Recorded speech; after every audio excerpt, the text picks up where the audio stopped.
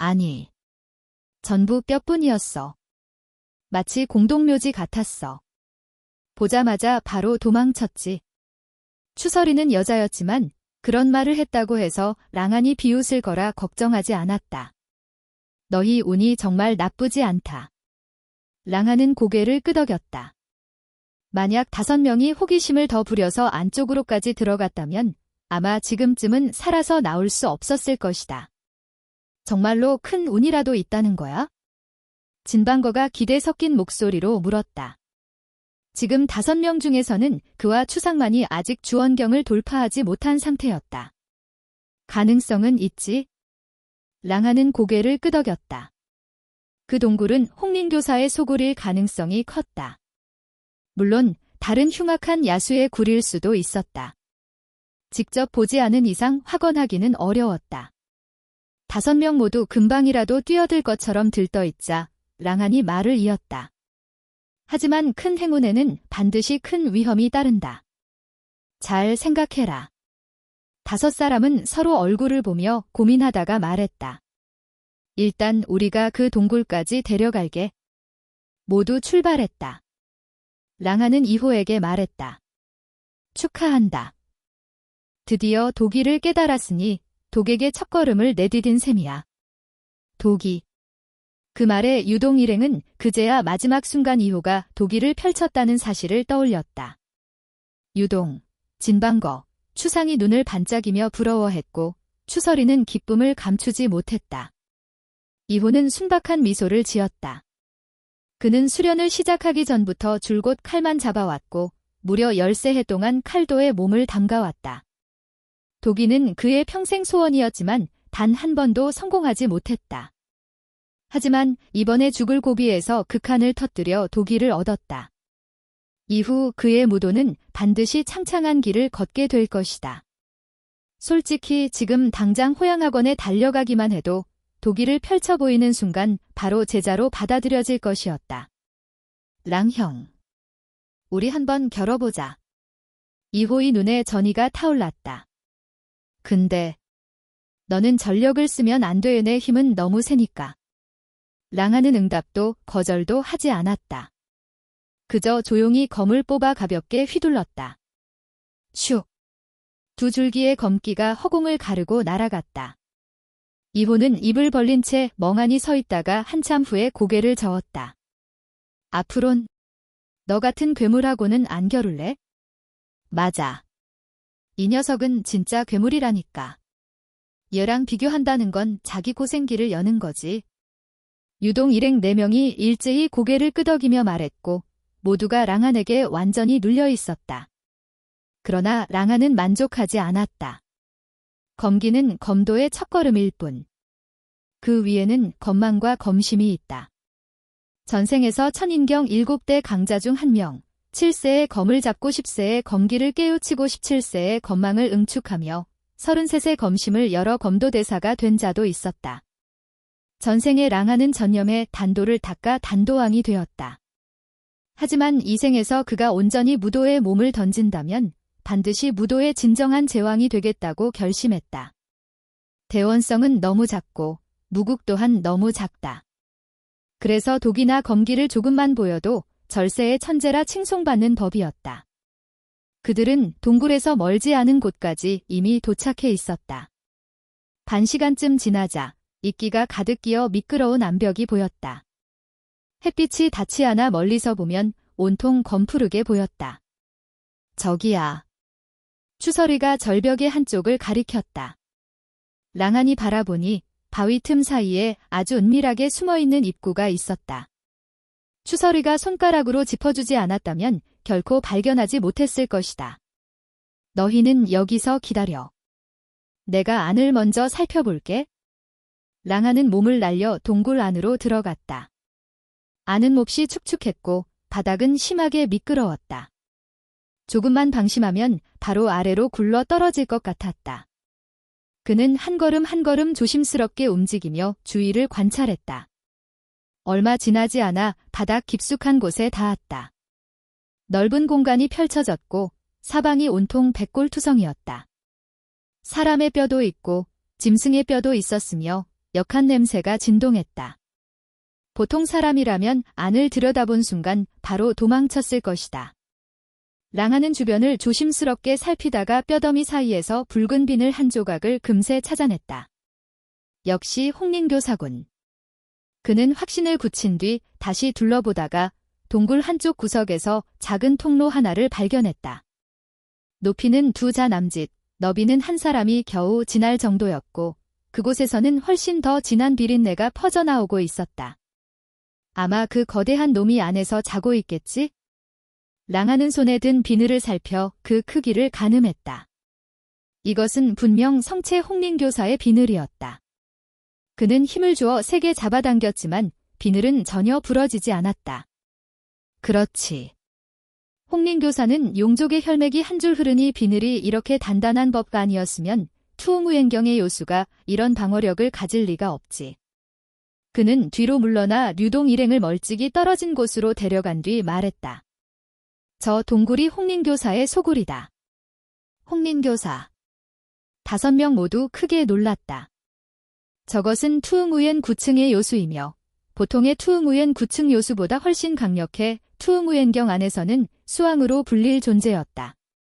교사의 내단은 시에우웅우엔단을 재련하는 데 쓰인다. 한 알만 삼켜도 소경계를 하나 올릴 수 있어.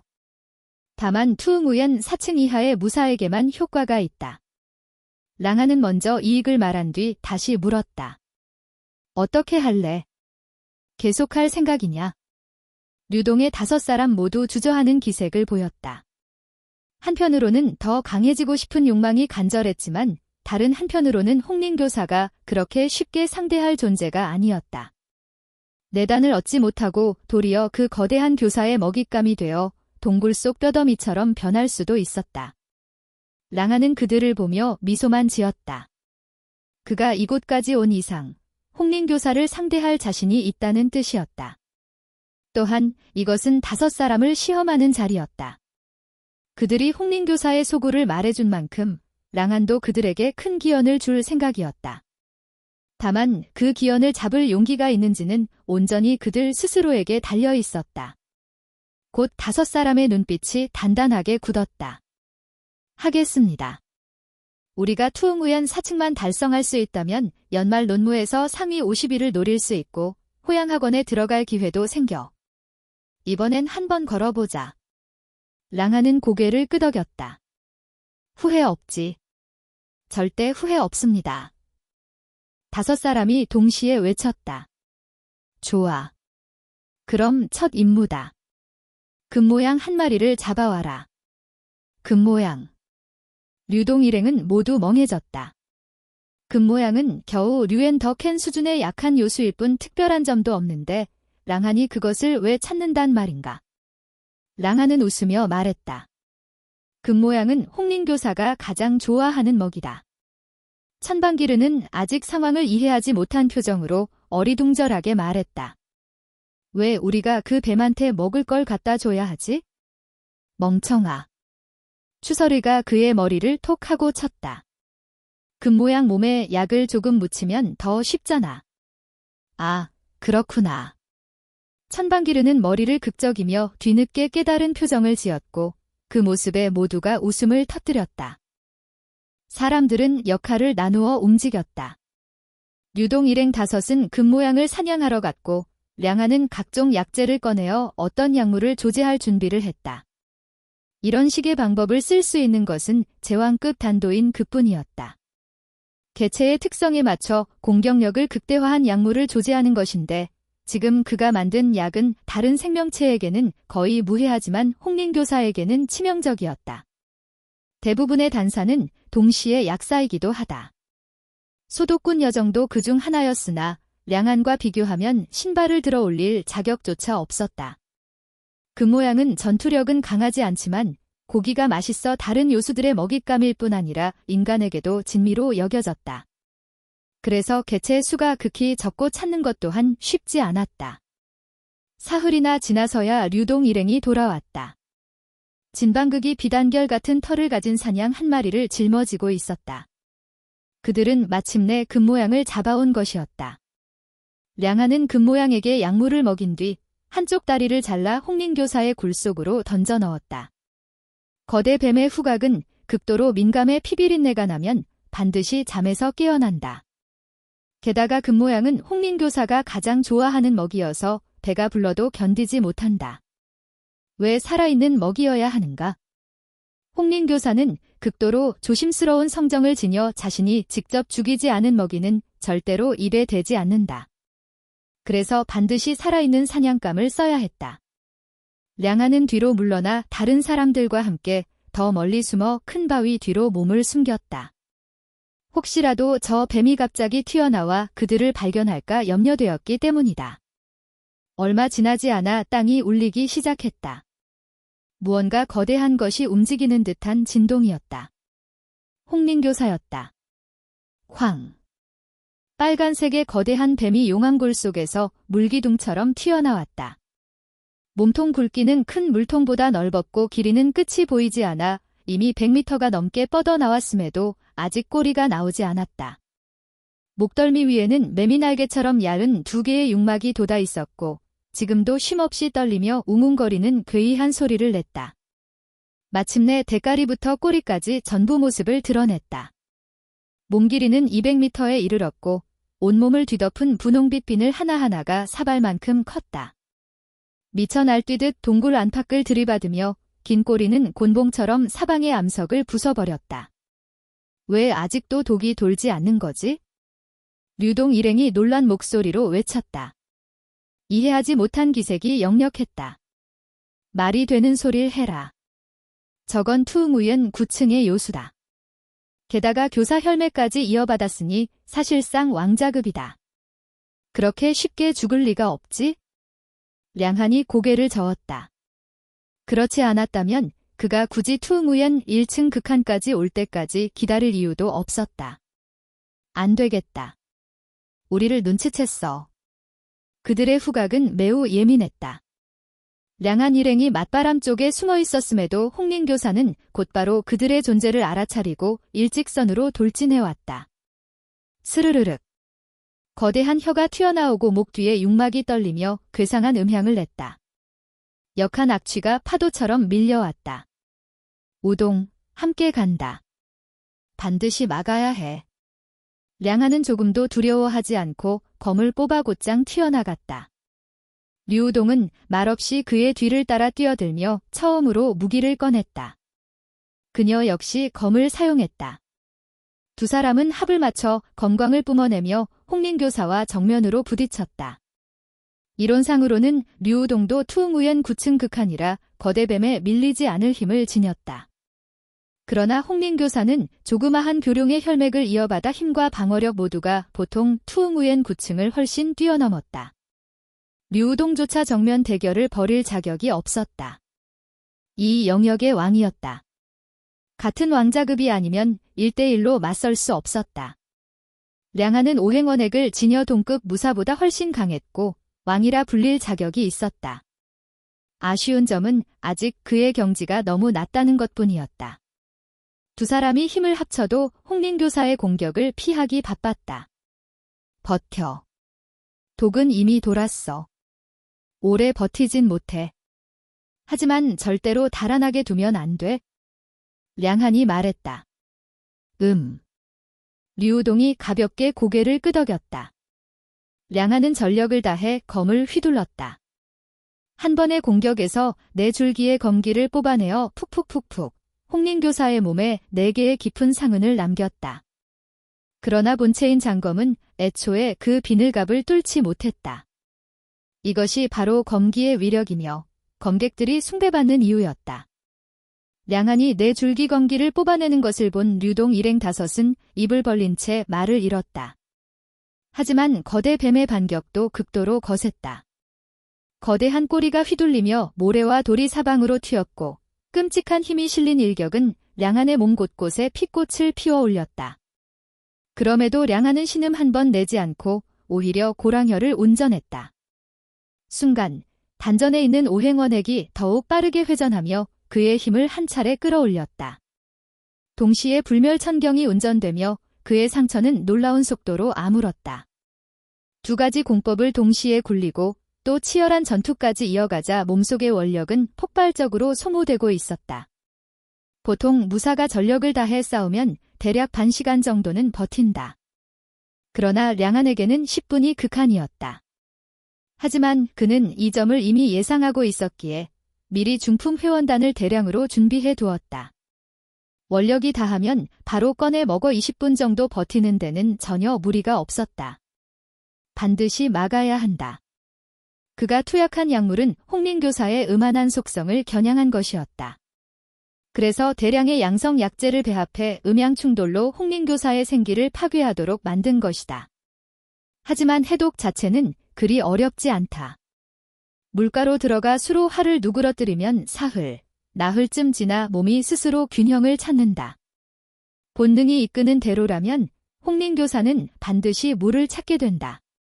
그러니 지금 막지 못하면 량한은 그저 멀찍이 도망가 놈이 죽을 때까지 기다린 뒤 다시 돌아와 이득만 챙기면 될 것이었다. 한참 싸우자 홍링교사도 분노에서 불안으로 변해갔다. 몸속 어딘가에서 불타오르는 듯한 열기가 치솟아 죽음의 압박을 느끼게 된 것이다. 버티지 못한 놈은 더 이상 얽매이지 않고 머리를 돌려 도망치기 시작했다. 어딜 가려고. 량한이 급히 검을 휘둘러 쫓았다. 그가 칠봉산에 들어온 이유는 지룡초뿐만 아니라 시에우무엔단을 재련할 수 있는 내단 때문이었고 그것은 단기간에 그의 투력을 크게 끌어올릴 수 있었다. 쾅! 거대 뱀이 꼬리를 내질러 무시무시한 충격파가 터져나왔다. 직접 맞히지는 않았지만 그 여파만으로도 량한은 멀리 날아갔다.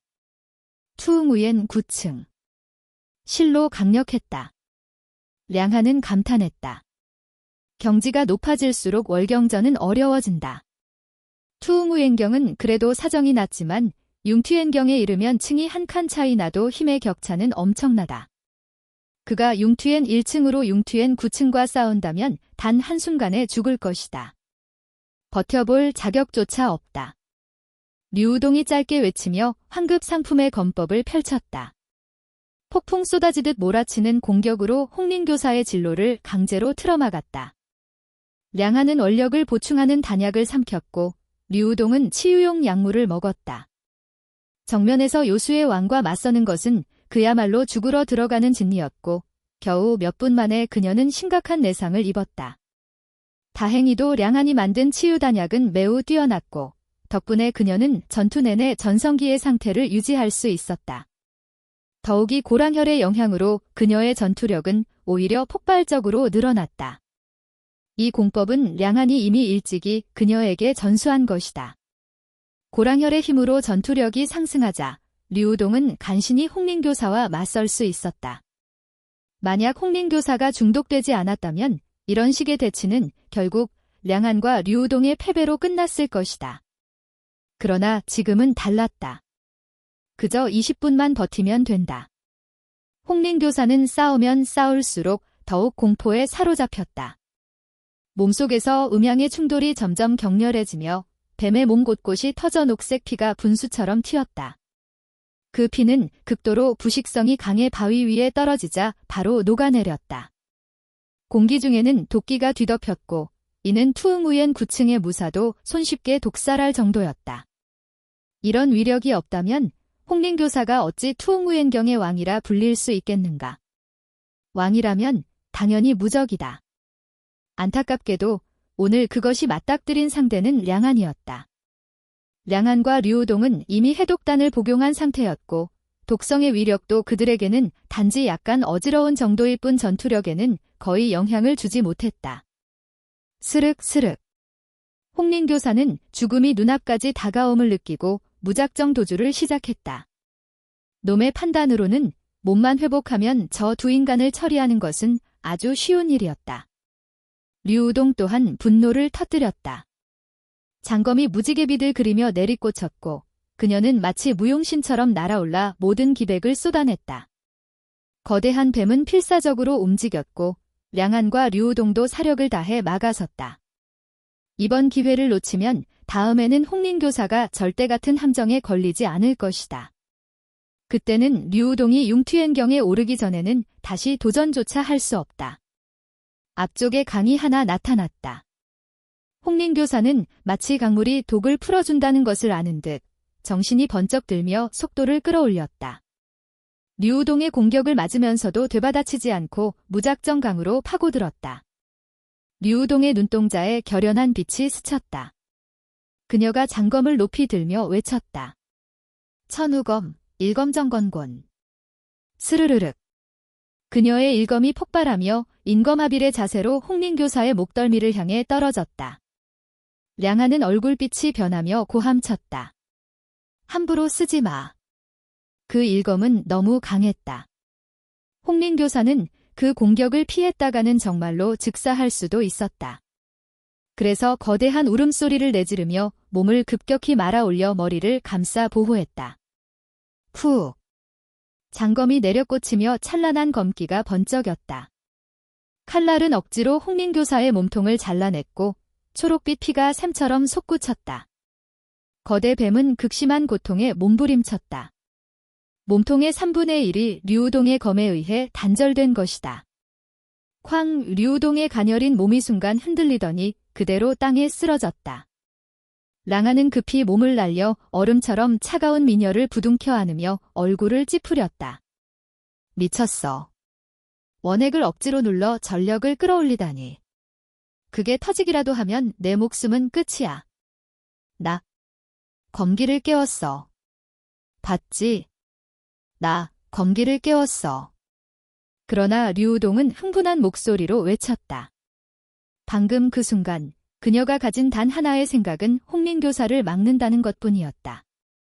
랑한을 실망시켜서는 절대 안 된다는 신념이 그녀의 온몸을 떠받쳤고 결국 한계를 돌파해 검기를 폭발시키는 데 성공한 것이다. 바보 같은 여자. 다음에 또 이러면 내 엉덩이를 그냥 두지 않을 거야. 랑하는 류우동을 등에 업었다. 지금의 홍림 교사는 이미 막바지에 달한 쇠뇌처럼 힘이 다한 상태였다. 근처에 강물이 보인다고 해도 이제는 도달하지 못한다. 류우동의 얼굴은 피처럼 붉게 상기되어 있었다. 랑한의 넓은 등 위에서 그의 강한 심장 박동을 들으며 머릿속은 텅 비어버리고 그 어떤 생각도 떠오르지 않았다. 홍림 교사는 여전히 땅을 굴러다니고 있었지만 범위는 점점 좁아졌고 마침내는 완전히 움직임이 멎었다. 랑한은 방심하지 않았다. 백족지충, 사지불강. 게다가 뱀은 본래 음기가 깊고 홍림 교사는 그 중에서도 수왕이었다. 랑형. 류동오인이 급히 달려왔고 얼굴에는 놀라움을 감추지 못한 표정이 가득했다. 랑한을 바라보는 눈빛은 더욱더 기묘했다. 놀랄 만하지 않은가? 홍림 교사가 독에 중독되었다고 해도 전투력 자체는 떨어지지 않았는데 그런 존재와 이렇게 오래 버티다니. 주력은 류우동이었지만 그래도 믿기 어려울 정도였다. 저들이었다면 아마 대가리 한번 휘둘러 맞는 것만으로도 골로 갔을 것이다. 류 소녀는 괜찮습니까? 그들이 묻자. 괜찮아. 랑하는 미소 지었다. 단약의 왕이라 불릴 만큼의 실력을 가진 그가 있는 한 숨만 붙어 있다면 절대 죽지 않는다. 그는 류동 일행에게 이곳을 지키라 말하고 자신은 동굴에 들어가 지룡초를 채집하려 했으나 그때 수풀 속에서 몇 사람이 모습을 드러냈다. 모두 6명. 앞에는 젊은 남자가 서 있었고 뒤에는 검은 옷을 입은 5명의 무인이 따르고 있었다. 딱 보기에도 그의 수행원이었다. 하하하. 홍림 교사잖아. 젊은 남자는 기뻐하며 박수를 쳤다. 소리가 들려와 봤더니 역시 좋은 일이 있군. 공자의 홍복이 하늘을 뒤덮습니다. 5 무인이 동시에 축혀 세웠다. 어서 저 뱀을 끌어오너라. 내가 얼마나 대단한지 할아버지께 보여드릴 테니. 예. 검은 옷의 5명이 즉시 홍림 교사 쪽으로 향했다. 그 6명은 마치 랑한 일행이 존재하지 않는 것처럼 자기들끼리만 상황을 꾸미고 있었다. 야, 거기. 홍림 교사는 우리가 잡은 거야. 추설이가 분노를 참지 못하고 외쳤다. 이하오가 칼을 뽑아들며 막으려 했지만 랑한이 손을 뻗어 맞고는 가볍게 웃었다. 움직일 필요 없어. 이하오 오이는 이해하지 못했다. 설마 정말로 홍림교사를 넘겨준다는 뜻인가? 하지만 랑안이 그런 성격이 아닌 것은 누구보다 잘 알고 있었다. 성남문의 장로 손자라는 항전도 아무 거리낌 없이 베어버릴 정도였으니 젊은 남자는 그것을 보고 익숙한 표정을 지었다. 자신의 신분이 얼마나 높은데 이런 잡것들이 물러서는 건 당연하다고 여기는 태도였다. 그러나 바로 그때 예상치 못한 변화가 일어났다. 이미 죽은 듯 보이던 홍림교사가 갑자기 몸을 뒤틀며 움직였다. 뱃머리가 번개처럼 튀어나와 검은 옷 무인 한 명의 상반신을 통째로 집어삼켰고 동시에 몸통을 휘감아 나머지 4명을 한 번에 둘러쳤다. 죽기 직전의 마지막 발악. 그러나 그 위력은 폭발적이었다. 스르륵 끼. 뼈가 으스러지는 끔찍한 소리가 연달아 울렸다. 휘감긴 4사람은 단 한 호흡 만에 지식여져 피와 살만 남은 육편 덩어리가 되었고 서로 뒤섞여 누구의 것이 누구의 것인지조차 구분할 수 없었다. 물린 자는 2다리만 남은 채 반사적으로 몇 걸음 비틀거리다 그 자리에서 거꾸러졌다. 쿡. 홍림교사는 다시 한번 땅에 쓰러졌고 이번에는 정말로 숨이 멎었다. 그것을 마주치자마자 원족경의 고수 5명이 즉사했다. 역시 붉은 비늘뱀의 위력이었다. 젊은이는 공포에 질려 얼굴이 창백해지고 온몸이 떨렸다. 무천도 아닌 그에게 이런 끔찍한 광경은 구토를 유발할 정도였고 유동과 그의 동료들은 그런 그를 보고 웃음을 터뜨렸다. 유동과 그의 동료들은 위험천만한 지역에 자주 들어가 수많은 무수와 마수를 처치해온 베테랑들이었다. 그들의 조롱 섞인 웃음소리에 젊은이의 표정이 사납게 변했다. 그는 손가락으로 가리키며 말했다. 엔드코트, 감히 내 도련님을 비웃는 건가? 엔드코트. 엔드코트, 그래서 어쩌라고? 엔드코트. 엔드코트, 내 부하들이 모두 죽으면 이 뱀을 가져와. 엔드코트. 젊은이는 명령했다. 유동과 그의 동료들은 어리둥절한 눈빛으로 그를 바라보며 이 젊은이가 정신이 나간 건 아닌지 생각했다. 엔드코트, 감히. 내 이름은 풍락이라. 대원시 풍씨 가문의 셋째 도련님이고 내 형은 풍년이라 호양학원의 진제자다. 엔드코트. 젊은이가 소리쳤다. 엔드코트, 풍씨 가문이라고. 엔드코트. 유동과 그의 일행은 불안에 떨었다. 비록 그들이 모두 곽석진의 명문가 출신이긴 하지만 대원시의 가문들과 비교할 수 있을까? 대원시의 가문들은 모두 용권경의 강자들을 배출해왔고 성낭파에 못지않은 실력을 자랑했다. 게다가 풍락의 형이 호양학원의 진제자라니 이는 정말 두려운 일이었다. 호양학원은 오나라의 모든 천재들이 모이는 곳이며 상위 100위 안에 들면 장차 영해경 고수가 될 기회를 얻게 된다. 진제자란 무엇을 의미하는가? 상위 30위 안에 드는 것이다.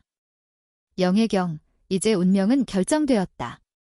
미래의 영해경 고수를 적으로 만든다니?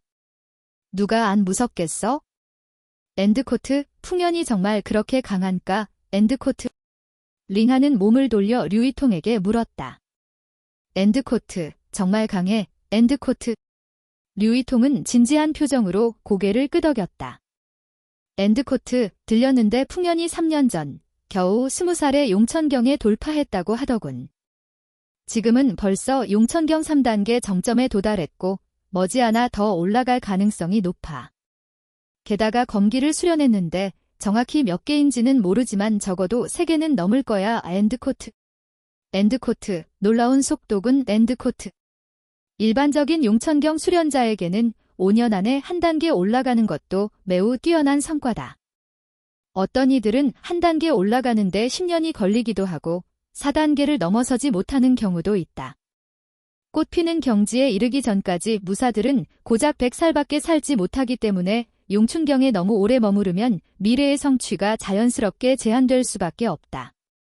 풍년은 3년 만에 3단계나 수련했으니 이 속도를 유지한다면 30세쯤에는 영해경에 도달하고 60세쯤에는 신태경에 한 걸음 더 다가설 수 있을 것이다.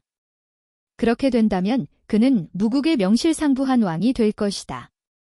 무국 최강자는 신태경에 불과하고 생명꽃경의 강력한 노마들이 무국을 지키며 굳건히 서 있다고 전해지기 때문이다. 이렇게 계산해보면 풍년의 잠재력은 상상을 초월하며 풍락이 감히 그토록 오만하게 굴었던 것도 당연하다. 엔드코트. 엔드코트. 링하는 아무렇지 않게 대답하며 풍년을 대수롭지 않게 여겼다. 그는 류이퉁의 아름다운 어깨를 토닥이며 미소 지었다. 엔드코트, 내가 장담하는데 넌 저 녀석보다 훨씬 강해질 거야. 엔드코트. 류이퉁은 링한과 자신에 대한 확신으로 고개를 끄덕였다. 현재 그녀는 천급 기술을 수련하고 있으며 최고급 천급 연근을 지니고 있어 타고난 재능은 누구에게도 뒤지지 않았다. 물론 링한과는 비교할 수 없었다. 그녀는 세상에 신급 연근이 있다는 것도, 링한이 사실 연금술의 달인이라는 것도 몰랐다. 그를 따랐다면 그녀는 그저 수련 레벨이 오르는 것을 지켜보는 평범한 약사로 만족했을지도 모른다. 엔드코트, 내 말 들었지? 어서 저 붉은 비늘뱀을 도련님께 데려와. 엔드코트. 풍락은 자랑스럽게 말했다. 과거 경험으로 미루어 보아 형의 이름을 언급하는 순간 상대방은 즉시 복종했다. 링하는 고개를 저으며 말했다. 엔드코트, 난 그런 놈들이 제일 싫어. 엔드코트. 그는 재빨리 펑너에게 다가갔다. 엔드코트, 링 형님, 성급하게 굴지 마세요. 엔드코트. 류둥을 포함한 5사람은 링한이 전처럼 또 누군가를 죽이려 들까 봐 걱정하며 황급히 말했다. 엔드코트, 걱정 마. 그냥 때려 눕히면 돼. 엔드코트. 링한은 웃으며 말했다. 엔드코트, 어쨌든 펑너는 그저 물건을 훔치려 했을 뿐 다른 악의는 없었어. 만약 그랬다면 링한은 절대 자비를 베풀지 않았을 거야. 엔드코트. 엔드코트, 너 감히. 엔드코트. 펑너는 어쩔 수 없이 뒷걸음질 쳤다. 비록 같은 어머니에게서 태어났지만 펑에는 무술 천재인 반면 펑너는 재능이라고는 눈꼽만큼도 없었다. 마치 모든 정수를 펑엔에게 빼앗긴 것 같았다. 지금 그는 겨우 수련 9단계에 머물러 있었고 아마도 영약을 복용하며 버티고 있었을 것이다. 하지만 녹령열매는 너무 희귀해서 더 이상 수련을 진행하기에는 역부족이었다. 엔드코트, 내가 뭘 두려워하는 거지? 엔드코트. 링하는 다리를 들어 올려 펑너를 찼다. 펑너는 고통에 찬 비명을 질렀다. 링한에게 여러 번 발길질을 당한 펑너의 얼굴은 붓고 멍이 들어서 거울 속 자신의 모습조차 알아보지 못할 정도였다. 그는 감히 위협의 말 한마디도 내뱉지 못하고 풀이 죽어 도망쳤다. 링하는 붉은 비늘옥룡을 찢어 주먹만 한 크기의 내단을 파냈는데 그 몸 전체가 불타는 듯한 붉은색으로 빛나고 있었다. 류둥과 다른 사람들은 호기심에 손을 뻗어 만져보려 했지만 닿는 순간 표정이 굳어지며 충격에 휩싸여 움찔했다. 리하오만 물러서지 않았지만 그 역시 순간적으로 소름이 돋아 손을 재빨리 거두었다. 엔드코트, 붉은 비늘옥룡은 홍룡의 혈통을 이어받은 왕급의 존재입니다. 같은 경지의 무사나 마술을 압도하는 강력한 힘을 가지고 있죠. 오직 엔드아포즈, 기엔드아포즈를 수련하는 자만이 이 힘을 견뎌낼 수 있습니다. 엔드코트, 링한이 설명했다. 그렇지 않았다면 분명히 원집결 9단계에 도달한 류이통조차도 붉은 비늘옥룡에게 상대가 되지 못했을 것이다. 그녀는 완전히 압도당했기 때문이다. 하지만 다시 싸워본 지금 유우통은 더 이상 무력하지 않을 것이다. 검기를 수련했고 저항할 자격을 갖췄기 때문이다. 짐승도 왕이 될 수 있다면 인간도 마찬가지다. 엔드아포즈, 기엔드아포즈만 수련하면 왕의 길에 들어선 것으로 볼 수 있다. 진정한 왕이 되려면 엔드아포즈, 시멘드아포즈를 갖춰야 한다. 엔드코트, 너희들은 이 뱀의 척추를 채취할 수 있을 것이다. 용골이라고 하기엔 부족하지만 척추는 몸을 튼튼하게 하는 효과가 뛰어나다. 엔드코트. 링하는 유동과 다른 5명에게 작업을 시작하라고 지시하고 자신과 유우통은 동굴 안으로 들어갔다. 그는 또한 토룡초를 채취할 생각이었다. 유동과 다른 5명은 매우 들떠 있었다. 체질이 강해지면 방어력도 높아지니 분명 큰 도움이 될 것이다. 그들은 즉시 작업에 착수했다. 링안과 유우통은 동굴 안으로 들어가 어두운 통로를 따라 앞으로 나아갔다. 주변은 매우 습했고 붉은 비늘옥룡이 서식하는 곳이라 비린내가 진동했다. 잠시 걷다 보니 넓은 공간이 나타났다. 엔드코트, 찾았다. 엔드코트, 동굴 한가운데에서 링하는 줄기만 있고 가지도 잎도 없는 식물을 발견했다. 줄기는 곧지 않고 살짝 굽어 있었는데 마치 하늘로 승천하려는 신성한 용을 닮았다. 바로 토룡초였다. 링하는 몹시 기뻤다. 이 지룡초는 200년이 넘은 것으로 약재로 쓸 수 있을 뿐 아니라 영약의 효능을 높이는 데도 도움이 될 수 있었다. 따라서 다른 주요 재료들이 조금 오래되었더라도 충분히 보완할 수 있었다. 그는 조심스럽게 지룡초를 캐냈다. 뿌리만 손상되지 않으면 지룡초의 약효는 사라지지 않고 오랫동안 보존될 수 있었다. 엔드코트, 축하합니다. 삼촌의 회복에 한 걸음 더 가까워졌군요. 엔드코트. 류이퉁은 링둥싱의 연근이 약해졌다는 것을 알고 말했다. 링안도 기뻐했다. 일이 이렇게 순조롭게 진행된다면 2년 안에 링둥싱의 연근을 회복시켜 다시 수련의 길을 걸을 수 있을 것이다. 두 사람은 동굴을 나섰다. 링안은 영약을 연성할 준비를 하고 있었고 류둥과 나머지 5명은 내단 다음으로 가장 값비싼 부위인 적비늘홍사뼈를 삶고 있었다. 엔드코트, 이 자식, 연단까지 할 줄 아는 건가? 엔드코트. 링안이 연로를 꺼내자 류둥을 포함한 5명은 모두 숨을 들이켰다. 엔드코트, 정말 대단하군. 엔드코트. 엔드코트, 맞아. 수련 속도도 엄청나지만 검기도 4단계까지 올렸고 이제 연단까지 할 줄 안다니. 할 말이 없군. 엔드코트. 엔드코트, 됐어. 비교는 하지 말자. 엔드코트. 엔드코트, 비교할 수 없어. 비교할 수 없다고? 엔드코트. 5명 모두 고개를 저었다. 이제 막검기를 1단계까지 올린 리하오조차도 멍하니 고개를 저었다. 그를 링안과 비교하는 건 위험한 짓이었다. 링안의 연단 기술은 눈부셨다. 현재 그의 풍부한 원소 에너지 덕분에 약을 복용하면서 정제할 필요가 없었다. 게다가 오행 원소핵의 폭발적인 효과 덕분에 온도 조절에도 탁월한 능력을 발휘했다. 1시간 후, 그는 멈췄다. 초원단이 완성되었다. 총 13알이었다. 엔드코트, 이것들은 초원단이다. 각각 수련 단계를 한 단계씩 올려준다. 엔드코트. 링안은 8알을 먹고 나머지 5알을 유동과 다른 사람들에게 주었다.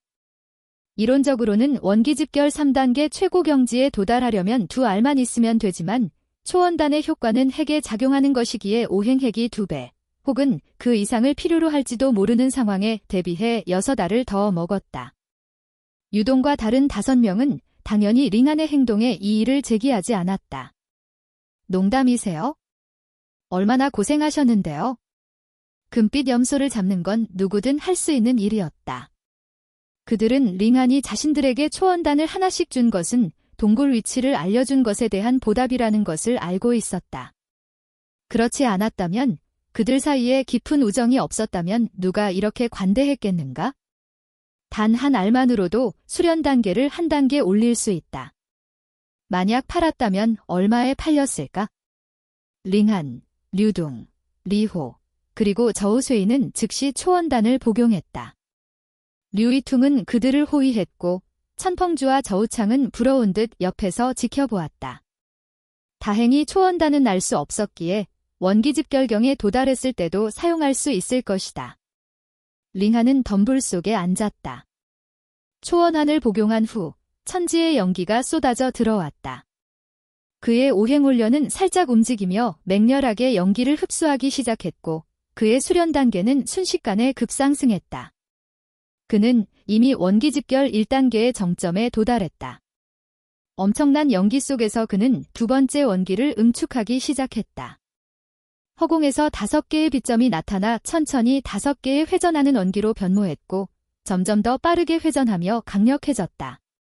이 과정에서 그의 단전 공간도 확장되어 더욱 많은 원기를 축적했다. 단전의 크기는 무술가가 축적할 수 있는 원소의 힘을 결정하는 매우 중요한 요소이다. 영한에게는 그 중요성이 더욱 크다. 그는 오행원기를 지닌 원기를 가지고 있어 자신의 경지를 훨씬 뛰어넘는 힘을 휘두르지만 당연히 에너지 소모량 또한 엄청나게 많다. 그는 같은 경지의 무술가보다 몇 배나 더 넓은 단전 공간을 필요로 한다. 그렇지 않으면 그는 힘이 고갈되기 전에 잠시 동안만 자신의 힘을 발휘할 수 있을 뿐이다. 물론 그가 대원 무술대회에서 우승하고 암월초를 얻기만 하면 천인계의 강자들도 탐낼 만한 공간단을 연성할 수 있다. 아직 원집결경에 불과한 그에게 단전을 몇 번이나 펼칠 수 있겠는가? 원기 축적 부족 문제는 자연스럽게 해결될 것이다. 신급 연근의 힘이 완전히 드러났다. 오행홀련은 연기를 풍부하게 흡수했고 초원단은 그의 핵의 성장을 직접적으로 가속화하여 수련 속도를 급격히 높였다. 원집결경은 초급, 중급, 후기, 정점의 두 단계로 나뉜다. 성장 속도가 놀라웠다. 링하는 속으로 고개를 끄덕였다. 비록 그의 핵심은 일반인의 5배에 달했지만 약효는 그리 많이 소모되지 않았다. 생각해보니 당연한 일이었다. 비록 그의 핵심이 5개나 되긴 했지만 그는 여전히 신급 연근을 가지고 있었다. 그렇다면 그의 영역 흡수 속도는 얼마나 더 빠를까? 신급 연근은 빠른 수련의 대명사이니 어찌 그를 방해할 수 있겠는가? 이 순간 첫 번째 초원안의 약효도 완전히 소진되었다. 링하는 눈을 뜨자마자 극심한 허기를 느꼈다. 자신도 모르는 사이에 하루 밤낮으로 수련을 하고 있었던 것이다.